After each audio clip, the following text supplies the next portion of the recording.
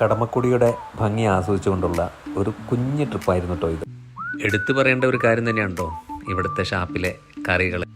പക്ഷേ എന്ത് ചെയ്യാം, നമുക്ക് വിധിയില്ലാണ്ടായി പോയില്ലേ. ഞങ്ങൾ ചെന്നപ്പോഴത്തേക്കും ഓൾമോസ്റ്റ് എല്ലാ കറികളും തന്നെ തീർന്നിരുന്നു. ഞങ്ങൾ കഴിച്ചത് എന്തൊക്കെയാണെന്നൊക്കെ നിങ്ങൾക്ക് ഈ വീഡിയോയുടെ ലാസ്റ്റ് കാണാൻ പറ്റും. വീഡിയോ ഇഷ്ടമായാൽ ലൈക്ക് ചെയ്യാൻ മറക്കല്ലേ.